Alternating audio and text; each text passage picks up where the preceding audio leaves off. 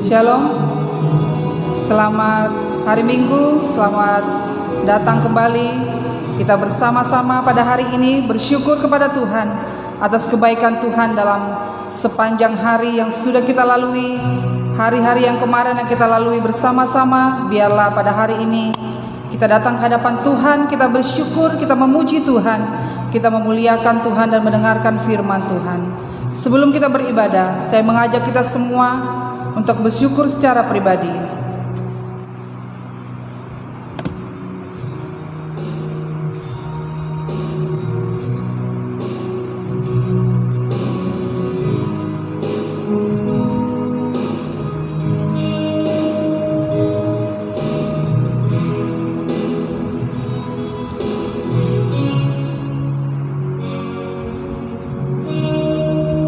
Mazmur Daud.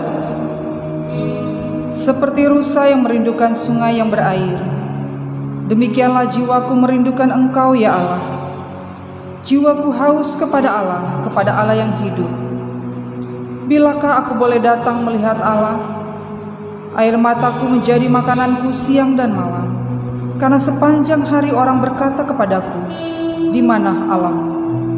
Inilah yang hendak ku ingat sementara jiwaku gundah gulana.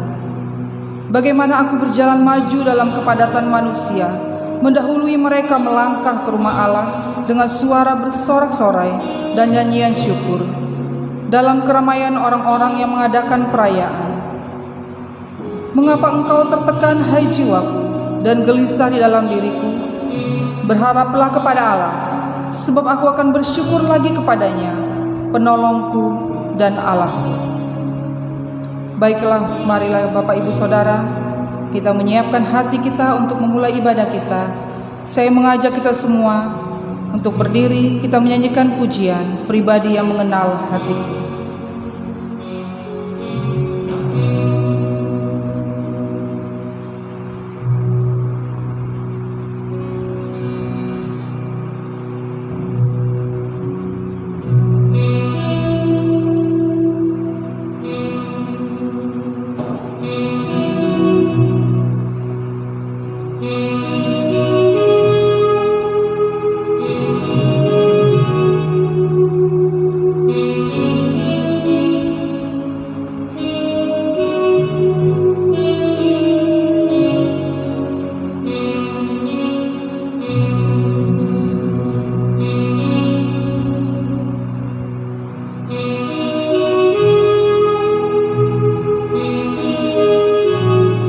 Seperti rusa yang haus rindu aliran sungai, demikian jiwaku Tuhan haus akan Engkau.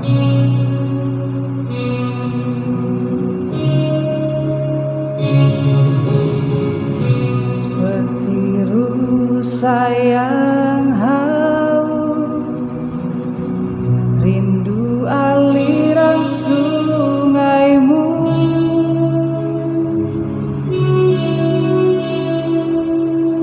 hatiku tak tahan menunggu.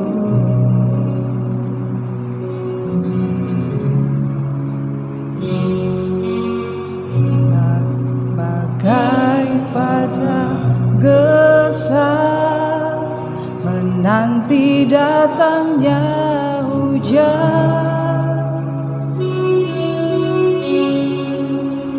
begitupun jiwaku Tuhan, seperti rusa yang haus.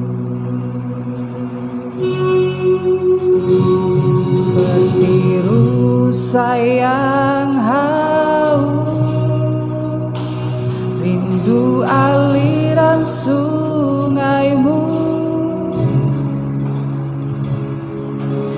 hatiku tak tahan menunggu.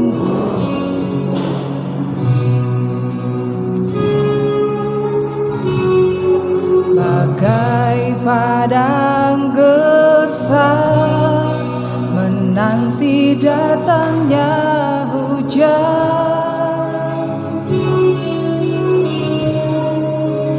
begitupun jiwaku hanya Engkau Tuhan. Hanya Engkau pribadi yang mengenal hatiku. Tiada yang tersembunyi bagimu. Seluruh isi hatiku Kau tahu, dan bawaku untuk lebih dekat lagi padamu, tinggal dalam indahnya dekapan kasih-Mu. Seperti rusa yang haus Tuhan, seperti rusa yang haus, rindu aliran sungai-Mu.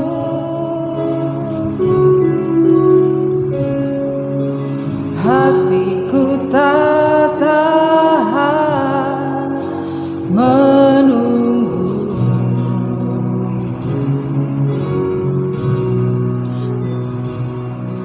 bagai padang gersang menanti datangnya hujan. Begitupun jiwaku Tuhan, hanya Engkau Tuhan. Hanya Engkau pribadi yang mengenal hatiku. Tiada yang tersembunyi bagimu. Seluruh isi hatiku Kau tahu, dan bawaku untuk lebih dekat lagi padamu, tinggal dalam indahnya dekapan kasih-Mu. Hanya Engkau ya Tuhan, hanya Engkau pribadi yang mengenal hatiku. Tiada yang tersembunyi bagimu. Seluruh isi hatiku Kau tahu, dan bawaku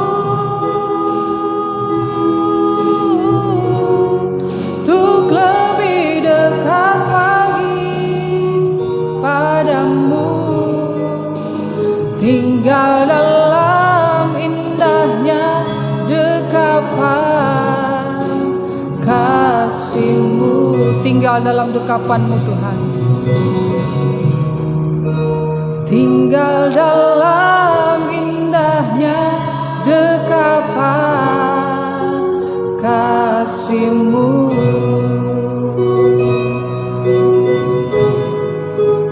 Tinggal dalam indahnya dekapan kasih. Katakan, tinggal indah dalam dekapan-Mu Tuhan. Tinggal dalam indahnya dekapan kasih-Mu. Benar ya Tuhan, seperti rusa Tuhan yang haus akan Engkau Tuhan. Biarlah kami datang ke hadapan-Mu ya Bapa pada hari ini Tuhan. Biarlah jiwa kami Tuhan haus akan kebenaran firman-Mu ya Bapa. Kiranya Tuhan Engkau memakai kami, setiap kami yang berada pada saat ini di tempat ini Tuhan, maupun yang tidak bersama-sama dengan kami dalam setiap pelayanan kami ya Bapa. Kami bersyukur Tuhan Engkau selalu menyertai kami. Terpujilah Engkau ya Tuhan, Inilah doa kami ya Bapa, kami mohon pertolongan-Mu dari awal hingga berakhir ibadah kami. Biarlah terus Tuhan jiwa kami Tuhan menanti kedatangan Engkau. Terpujilah Engkau ya Bapa, inilah doa kami Tuhan. Dalam nama Yesus kami ucap syukur. Amin. Kita masih tetap berdiri. Kita akan menyanyikan satu pujian dengan sukacita, satukanlah hati kami untuk memuji Tuhan dan menyembah Tuhan. Kita bertepuk tangan.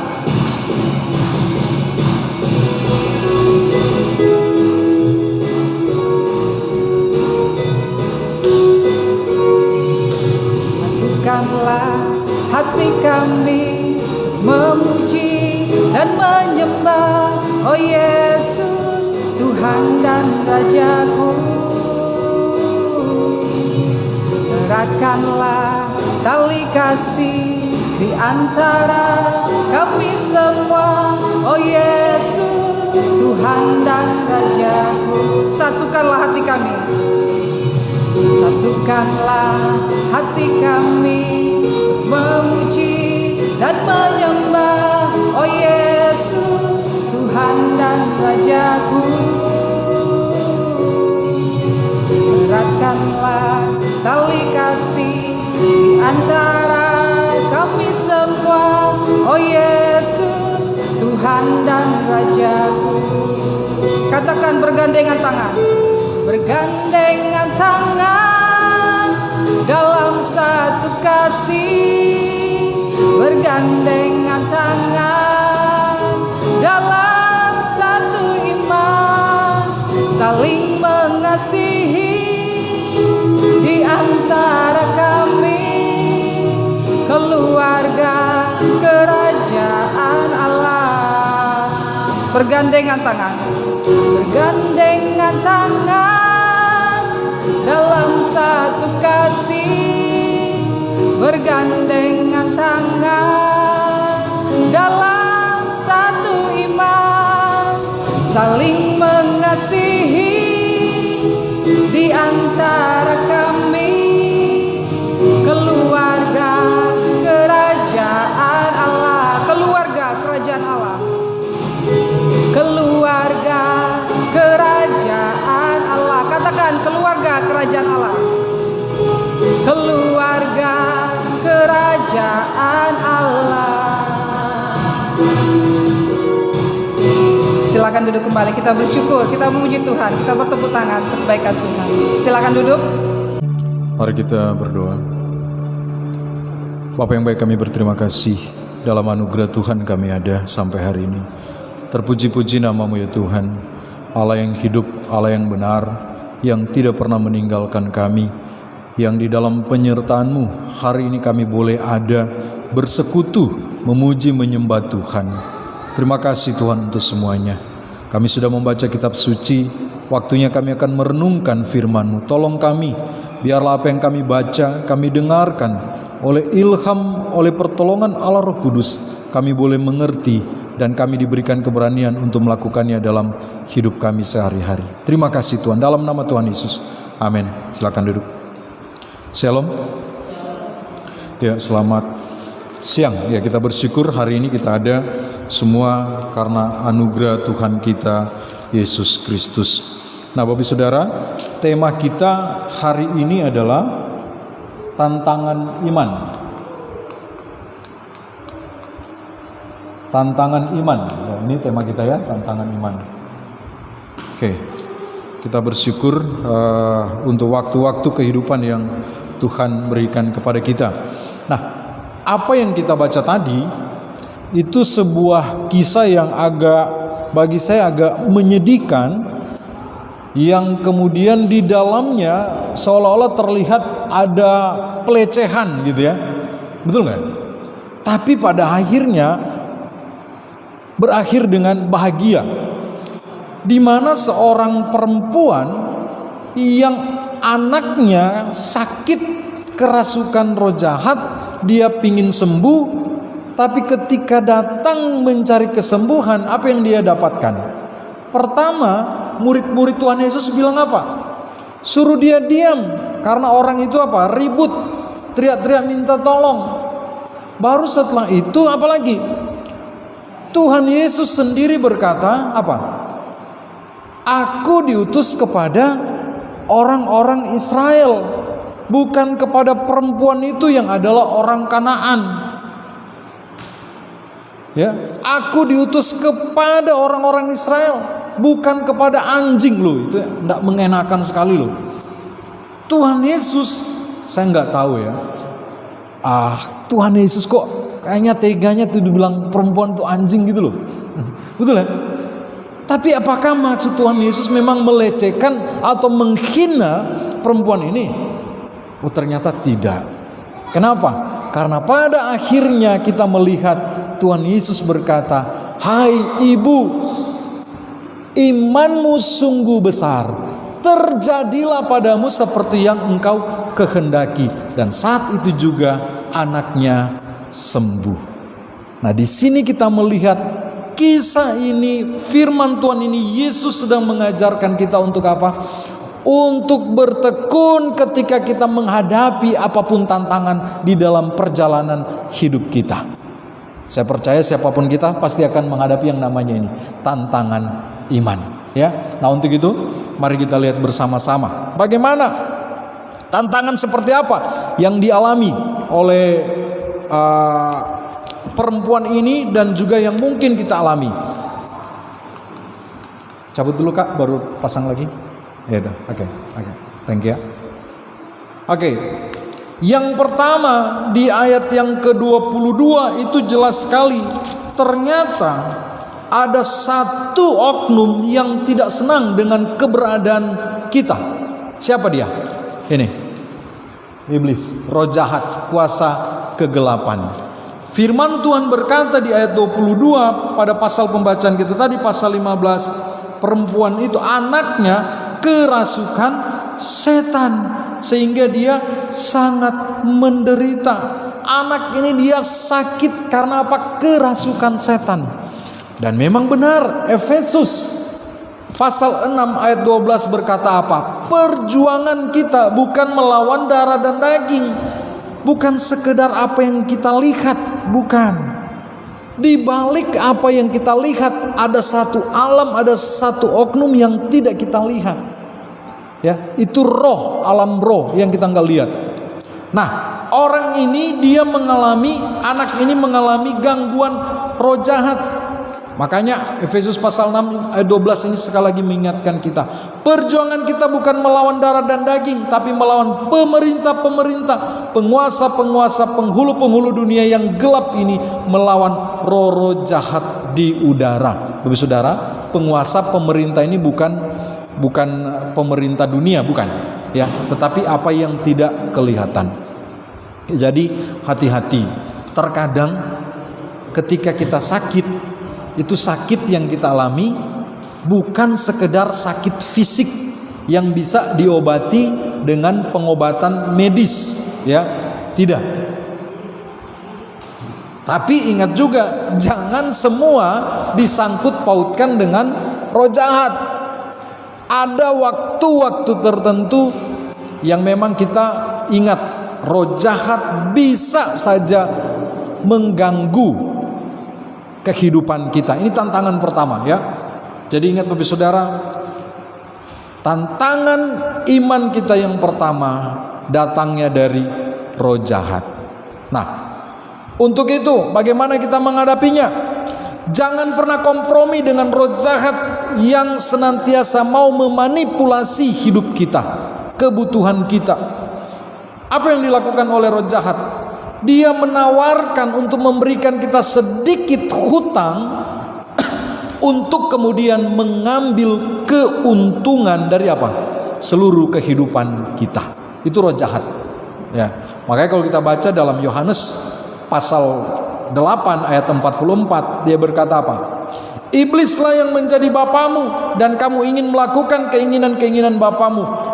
Iblis itu adalah pembunuh manusia sejak semula dan tidak hidup dalam kebenaran.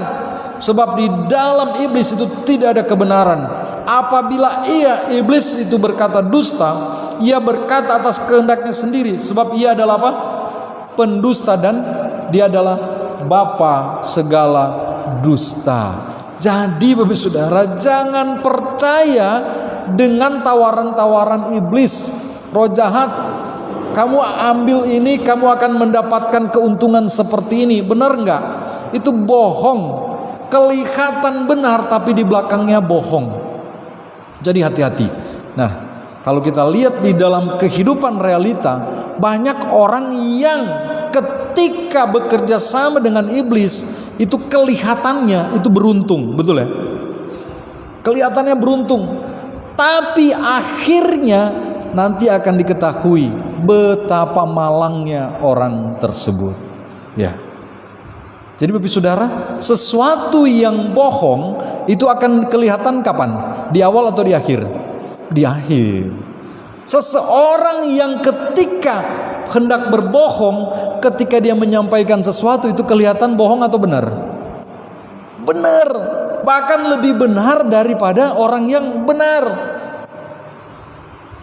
Sama dengan iblis, bapa segala pendusta. Kelihatannya yang dia sampaikan itu sangat benar, melebihi segala kebenaran. Itulah caranya untuk meyakinkan orang sehingga percaya kepadanya. Kalau tidak demikian, dia tidak akan ada pengikut. Nah, untuk itu jangan pernah kompromi dengan roh jahat. Jangan pernah main-main dengan roh jahat. Kenapa? Karena ketika dia menawarkan sesuatu kepada kita, dia nggak pernah main-main. Ketika kita iya, itu ibaratnya sudah taken kontrak, materai, tek, dia nggak akan pernah lepaskan engkau kemanapun engkau pergi. Maka jangan heran, terkadang orang tua nenek moyang kita yang menggunakan, yang bekerja sama dengan roh jahat, tapi kemudian yang menjadi tumbal siapa? Anak-anak, cucu-cucu keturunannya. Maka itu sekali lagi jangan pernah berkompromi. Nah, makanya 1 Petrus pasal 5 ayat 8 dia bilang apa? Sadarlah dan berjaga-jagalah, lawanmu si iblis, dia berjalan berkeliling sama seperti singa yang mengaum-ngaum dan mencari orang yang dapat ditelannya. Ya, jadi hati-hati. Ya, di sekitar kita setiap hari, setiap saat itu nggak pernah terlepas daripada roh jahat ini, iblis. Itu ada, ya, itu nyata di dalam kehidupan dunia roh. Sehingga jangan heran kita baik-baik, tiba-tiba tuh, wah, jadi langsung heboh, langsung sakit, langsung mengalami sesuatu yang nggak mengenakan. Itu karena ada pribadi itu nggak seneng dengan orang yang mau percaya kepada Tuhan. Ya, saya ingat suatu waktu kami sedang memberitakan kabar baik ya. Ada seorang ibu dengan anaknya lagi digendong. Jadi waktu kami cerita Injil itu bagus sekali, bagus. Orang itu sangat apa ya, ibu itu mendengarkan dengan sangat baik. Tapi ketika kami mau tantang dia dan dia ingin menyatakan pengakuannya untuk percaya Yesus, tiba-tiba anaknya itu rewel. Nggak ada angin, nggak ada apa, anak-anak itu tiba-tiba nangis. Ya, kami berdoa, kami doakan. Dan puji Tuhan, akhirnya anak itu dipulihkan dan ibu itu juga mau percaya kepada Tuhan Yesus. Jadi ada hal-hal di dunia kita yang kelihatan sepele, tapi di dalamnya itu bisa ada campur tangan si iblis. Karena ini dia, karena dia tidak pernah diam, dia senantiasa berkeliling seperti singa mengaum-ngaum mencari orang yang dapat ditelannya. Ya, jadi kita harus waspada. Nah, bagaimana kita menghadapi tantangan yang pertama ini? Yakobus pasal 4 ayat 7 dia berkata, karena itu tunduklah kepada Allah dan lawanlah iblis, maka ia akan lari padamu. Itulah yang dilakukan oleh ibu ini. Ketika anaknya kerasukan roh jahat, dia datang kepada Yesus. Dia mau tunduk kepada Allah. Kenapa? Karena roh jahat tidak mungkin dilawan dengan kekuatan daging fisik kita. Nggak mungkin. Tidak mungkin. Kalau kita manusia ingin melawan roh jahat, iblis itu nggak mungkin. Itu nggak akan bisa. Iblis, roh jahat, hanya bisa dikalahkan oleh siapa? Allah, sang pencipta langit dan bumi. Maka kalau kita mau menghadapi, yang pertama adalah tunduklah kepada Allah. Setelah kita tunduk kepada Allah, apa yang kedua? Lawan dia. Jadi sekali lagi, lawan iblis itu. Kalau ada yang kerasukan roh jahat, usir dia di dalam nama Tuhan Yesus. Filipi pasal 2 ayat 9 sampai 11 itu sangat jelas sekali. Di dalam nama Yesus segala lutut bertelut, lidah mengaku bahwa Yesus adalah Tuhan bagi kemuliaan Allah Bapa di sorga. Ya, jadi ketika kita menghadapi bagian ini, jangan kompromi dengan roh jahat ya. Karena hal ini sampai di dunia modern sampai sekarang masih ada orang yang percaya dengan hal ini. Ya, kasih makan roh jahat ya. Ada teman saya dulu dia pakai susuk. Pakai susuk untuk katanya setiap kali orang lihat dia, wah kelihatan gagah gitu. Itu cowok ya, cowok ganteng padahal. Ternyata dia mengalami rasa minder sehingga dia pakai susuk itu menolong. Dan memang benar ya, dia rasa kalau orang lihat dia, mereka tertarik dengan dia ya. Tapi kemudian ketika kebenaran firman Tuhan ini disampaikan, puji Tuhan, dia boleh bertobat, dia boleh melepaskan semuanya itu ya. Dan sekarang dia udah menikah ya, udah punya anak ya. Jadi Bapak Saudara ingat, ketika kita mengalami tantangan ini, yang perlu kita lakukan pertama adalah tunduklah kepada Allah ya. Yang kedua, lawan iblis itu. Lawan dengan apa? Di dalam nama Tuhan kita Yesus Kristus. Ingat Bapak Saudara, Yohanes pasal 1 ayat 12, kita ini adalah anak-anak Allah yang kepada kita telah diberikan kuasa sebagai anak Allah. Ya. Jadi jangan takut dengan iblis, amin. Ya. Jangan takut dengan roh jahat, amin. Ya. Om enggak tahu nih, ya, Anora takut roh jahat enggak ya? Enggak ya? Takut roh jahat enggak? Enggak ya? Enggak ya? Takut roh jahat ya? Pernah lihat roh jahat? Enggak? Oh enggak ya. Nah, adek pernah lihat roh jahat enggak? Hah? Parle? Pernah lihat roh jahat? Itu heran ya, orang takut hantu ya. Adril takut hantu ya? Enggak ya? Ada orang saya tanya takut hantu, takut. Pernah lihat hantu? Enggak. Lo kok takut gitu loh. Itu aneh. Nah ingat ya, hantu yang dikatakan, yang dianggap oleh kita manusia, itu bukan roh orang mati yang gentayangan. Tidak. Alkitab mengajarkan kepada kita, ketika orang mati, rohnya langsung kembali kepada Sang Pencipta. Jasadnya kembali kepada abu, debu. Nah terus gimana? Kita sering melihat ketika seperti ada penampakan kakek kita, nenek kita. Ingat, itu adalah tipu daya si jahat yang mengambil rupa seperti orang yang kita kasihi, orang yang kita segani, orang yang kita takuti. Untuk apa? Ketika roh jahat itu muncul dalam rupa mereka, kita akan takut, kita akan segan, kita akan turuti apa yang dia sampaikan. Betul lah. Kadangkala datang di mimpi gitu ya. Wah katanya kedinginan di kubur, jadi kita bawa sesuatu ke kuburan, bawa selimut ya. Kelaparan kita bawa makanan, haus kita bawa minuman ya. Malamnya kita bawa, besok kita datang, sudah ndak ada. Wah puji Tuhan, ternyata memang betul katanya, mimpi itu betul, dia sedang kedinginan, kelaparan, kehausan. Ndak taunya yang ambil itu siapa? Ya anak-anak muda kadangkala yang nongkrong tengah malam di kuburan sambil minum-minum. Ya, kita anggap itu dinikmati oleh arwah orang yang meninggal, keluarga kita, padahal dinikmati oleh orang lain, oleh anak-anak muda kadangkala yang nakal itu. Ya. Jadi jangan percaya dengan itu. Yang perlu kita lakukan adalah tengking dia di dalam nama Yesus. Usir roh jahat itu. Ya, oke. Yang kedua, tantangan iman yang kedua di dalam keteladanan firman Tuhan ini adalah bagaimana untuk memenuhi kebutuhan hidup. Ya. Nah, ajaibnya Bapak Saudara, manusia itu memiliki keistimewaan sebagai makhluk ciptaan Tuhan yang berbeda dengan ciptaan yang lain.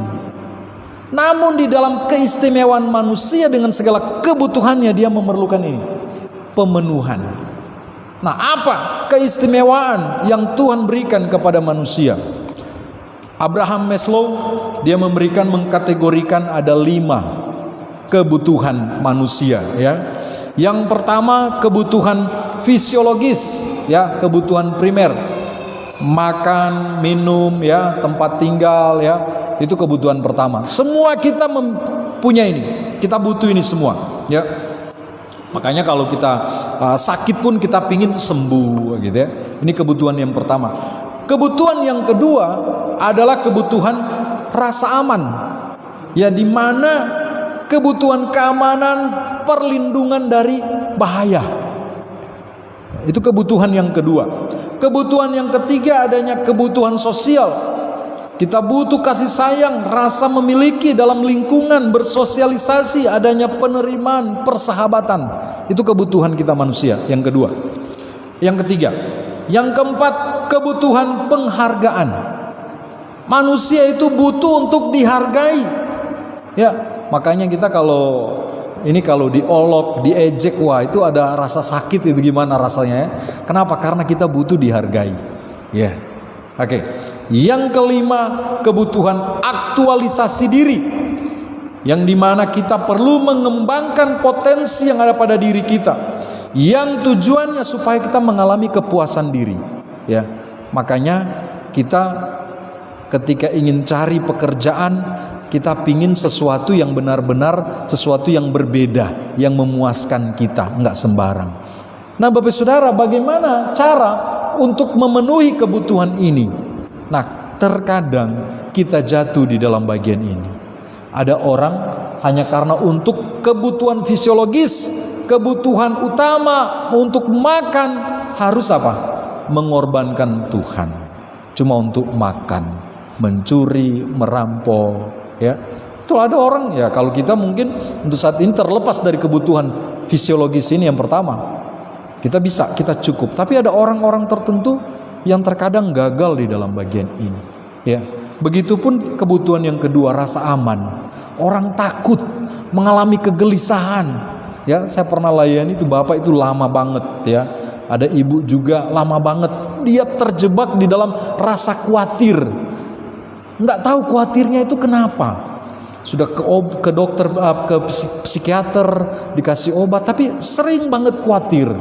Ya, dia mengalami ketakutan yang luar biasa.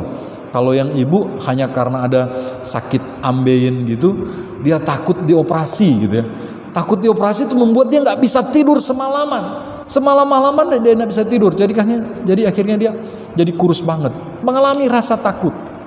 Akibatnya apa? Ada beberapa orang karena takut mulai cari jimat, pegang jimat. Wah, rasanya kalau udah pegang jimat, pegang sesuatu, rasa takut itu hilang. Ya gitu ya. Kalau anak-anak muda di kampung kami dulu, ya kami bilang itu opo-opo, jimat gitu ya. Jadi kalau jalan pegang itu aman, nggak takut. Karena kalau anak-anak muda itu sering kelahi, nah gitu ya. Jadi kalau merantau katanya bawa bekal supaya kalau mau kelahi itu nggak akan takut. Gitu.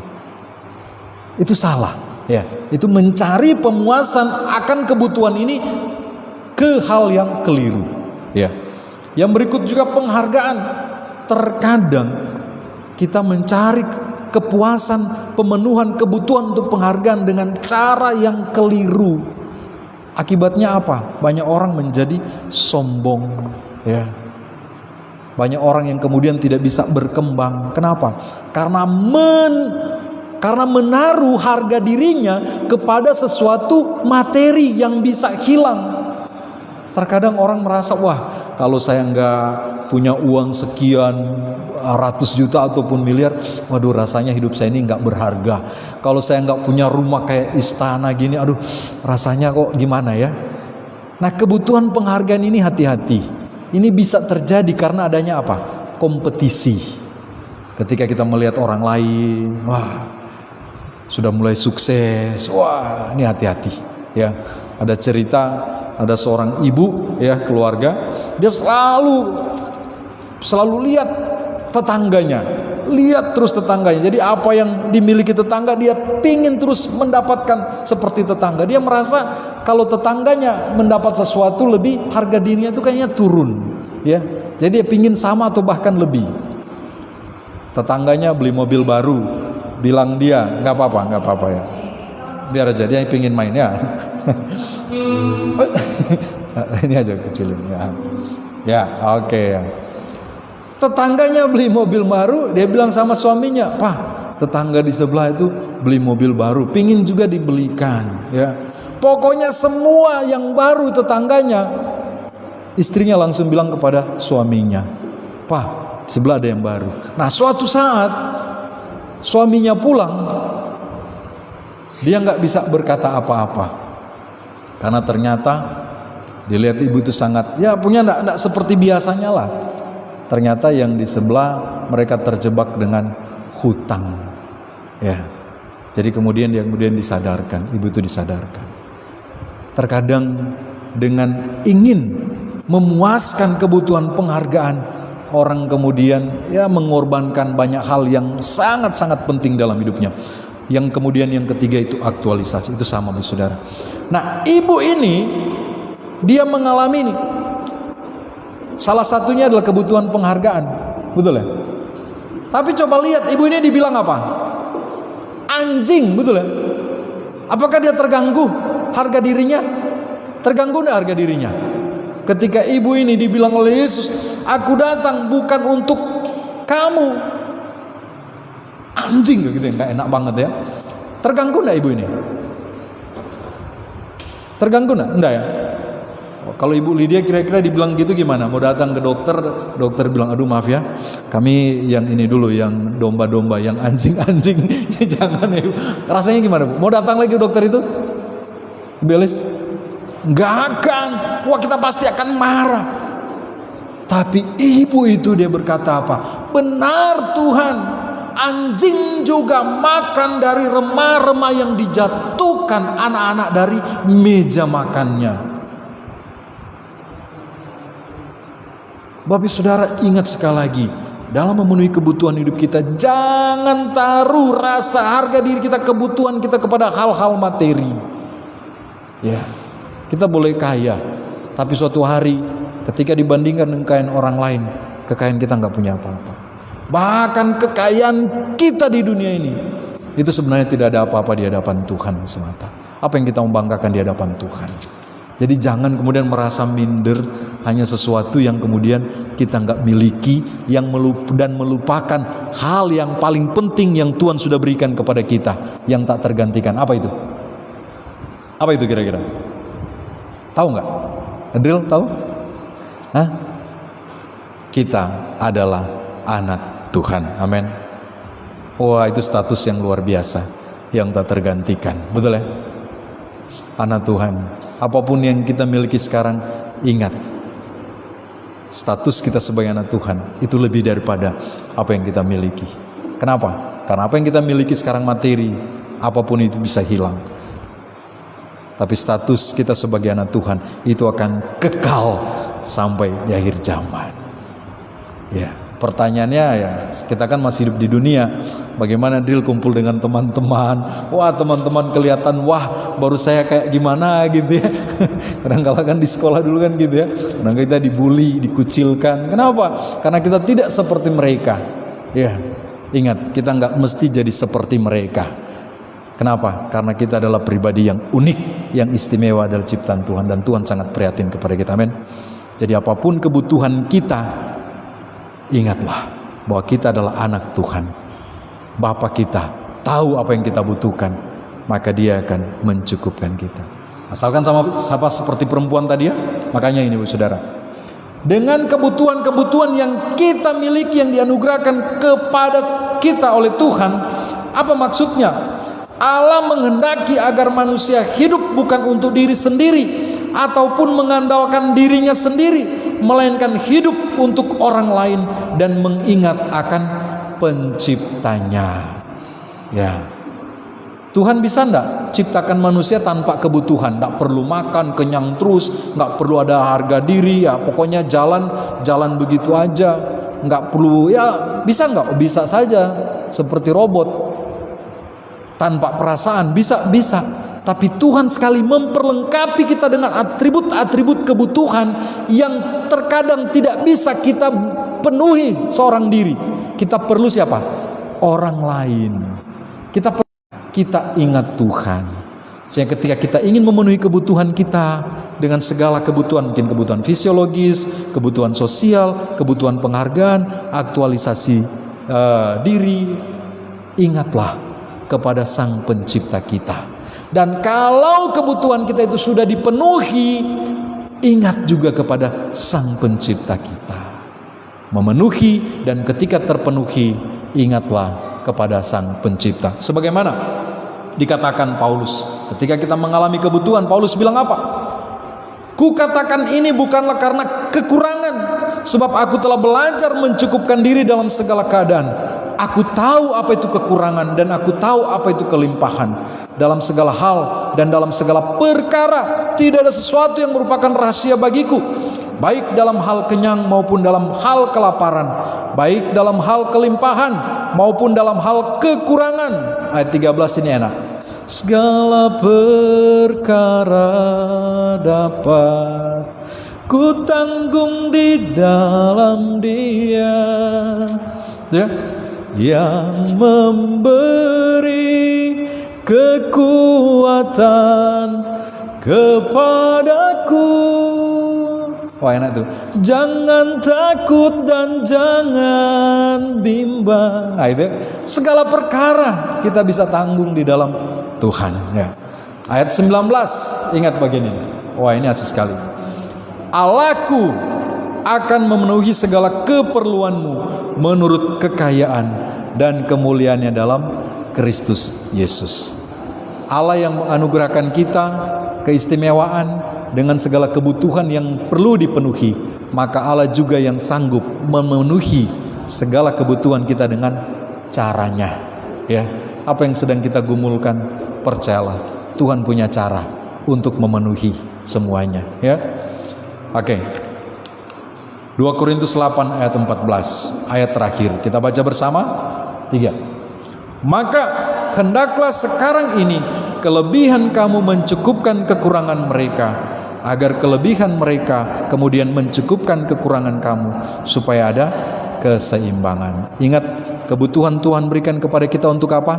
Supaya kita hidup bukan untuk kita saja, tapi kita hidup untuk orang lain, dan kita hidup untuk mengingat Sang Pencipta kita, ya. Oke. Ini kesimpulannya untuk kita. Tantangan iman memampukan kita melihat sejauh mana pertumbuhan iman kita, siapa yang kita andalkan, dan untuk apa kita hidup. Dan nasihat dari saya, jangan pernah menyerah menghadapi tantangan. Tunduklah kepada Allah, bertekun, dan jadilah seseorang untuk orang lain, ya. Saya senang betul dengan pepatah Manado Dr. Gerungan Sayul Samratulangi, ya. Ya. Sitou tumou tou. Manusia hidup untuk menghidupkan manusia yang lain, ya. Saya nggak tahu, nanti PR Ibu Lydia tolong ya, kita translate dalam bahasa Mandarin, ya. Manusia hidup untuk sesamanya, seperti itu, ya. Nah, itu sangat bagus sekali. Saya pingin, ya. Oke. Nah, pada akhirnya ibu ini yang kemudian berusaha untuk pemulihan anaknya, yang dibilang anjing tapi dia tetap terus bertekun, tidak putus asa. Dia mendapatkan jawaban yang luar biasa dari Tuhan. Apa jawaban Tuhan Yesus? Ayat 28. Sama-sama. Maka Yesus menjawab dan berkata kepadanya, "Hai ibu, besar imanmu, maka jadilah kepadamu seperti yang kau kehendaki." Dan seketika itu juga anaknya sembuh. Amin. Saya rindu Heldril dengan segala tantangannya terus maju dan maju, dan kita boleh mendengar bagaimana Tuhan berkata, "Hai Edril, besar imanmu, maka jadilah kepadamu seperti yang kau kehendaki." Amin. Ya, saya pun demikian. Kita semua, kita pasti rindu ini. Untuk itu, apapun tantangan yang kita hadapi, ingatlah kepada Sang Pencipta kita, ya. Kalau ada gangguan kuasa kegelapan, lawan dia dalam nama Tuhan Yesus, dan tetap tekun di dalam menjalani hidup kita. Tuhan Yesus memberkati kita. Amin. Kita akan berdoa. Biarlah dalam segala pergumulan kita, baik pribadi, keluarga, kita tetap diberikan kemampuan oleh Tuhan. Mari kita berdoa. Bapa yang baik, kami berterima kasih. Hari ini kami boleh membaca kitab suci dan merenungkan, mengingatkan kami kembali, menyadarkan kami menjalani hari-hari kehidupan kami menghadapi tantangan, baik yang sudah kami lewati, sedang kami hadapi, maupun yang akan kami hadapi. Tuhan, kami tahu kami tidak akan pernah lepas dari tantangan iman kami. Tapi kami bersyukur Tuhan, karena kami tahu tantangan iman yang Tuhan izinkan terjadi dalam hidup kami, itu akan menolong kami untuk melihat diri kami sendiri, sejauh mana kami mengandalkan, percaya kepada Tuhan. Dan juga kami boleh melihat apa dan untuk siapa kami hidup. Terima kasih Tuhan, terima kasih banyak Bapa. Minta ampun kalau hari-hari ini ketika kami menghadapi tantangan, kami mencari pertolongan dari yang lain, bukan dari Tuhan. Ampuni kami Tuhan, kasihani kami. Biarlah dengan kebenaran firman ini kami diteguhkan untuk terus mencari Tuhan. Dan kami minta ampun juga karena kadangkala ketika menghadapi tantangan kami putus asa, kami menyerah, sehingga kami gagal. Ampuni kami Tuhan, meneladani ibu ini Tuhan, walaupun banyak tantangan yang dihadapi, tetap bertekun dan bertekun. Mampukan kami Tuhan. Terima kasih banyak Bapak. Berdoa untuk setiap jemaat Tuhan yang boleh hadir pada hari ini. Tuhan kiranya memberkati, berikan kekuatan, kemampuan. Engkau Allah yang Maha tahu apa yang sedang dihadapi oleh kami anak-anak Tuhan. Engkau tahu kebutuhan-kebutuhan apa yang sedang kami harapkan untuk mendapatkan pemenuhan hari-hari ini. Tuhan tolong, supaya di dalam memenuhi segala kebutuhan kami tidak mencari pertolongan yang lain, tapi kami terus mencari pertolongan dari Bapa. Terima kasih Tuhan, terima kasih. Berkati juga jemaat Tuhan yang boleh mengikuti ibadah melalui media sosial yang ada. Apa yang sedang mereka hadapi juga Tuhan tolong. Terima kasih. Hari-hari ke depan kami tidak tahu apa yang kami akan alami, tapi satu hal kami percaya, bahwa Tuhan tidak pernah meninggalkan kami. Terima kasih banyak Bapak, terima kasih banyak Tuhan. Bapa di sorga, berdoa untuk pemerintah bangsa dan negara kami. Tuhan tolong, biarlah apa yang sedang dilaksanakan oleh pemerintah kami di dalam memenuhi, menjalankan program-program yang ada, mereka dilindungi oleh Tuhan, sehingga program yang telah ditetapkan boleh berjalan dengan baik. Kami masyarakat boleh menikmati manfaat yang baik di dalam program-program yang terlaksana ini Tuhan. Terima kasih. Kota Pekanbaru kami serahkan ke dalam tangan Tuhan. Tuhan terus memberkati kota di mana kami ada Tuhan. Kami boleh menjadi berkat juga di kota ini. Berkati kompleks di mana kami ada. Saudara-saudara kami yang ada di sekitar kami juga kami serahkan ke dalam tangan Tuhan. Dan berdoa juga Tuhan untuk keluarga-keluarga dekat kami, baik yang sudah percaya kepada Kristus, kuatkan iman percaya mereka. Yang belum percaya Tuhan tolong beri kesempatan kepada mereka, lembutkan hati mereka, sehingga ketika mereka mendengarkan kebenaran firman Tuhan, Roh Kudus bekerja, memberikan mereka pemahaman yang benar, dan juga membuat mereka mau percaya kepada Yesus. Tuhan tolong, ini kerinduan kami Bapa. Terima kasih banyak Tuhan. Kami berdoa, menyerahkan semuanya di dalam nama Tuhan Yesus Kristus. Amin. Oke, baik jemaat Tuhan, pengumuman untuk kita. Minggu depan kita akan ibadah jam 10 hingga jam 11. Oke, mari kita berdiri.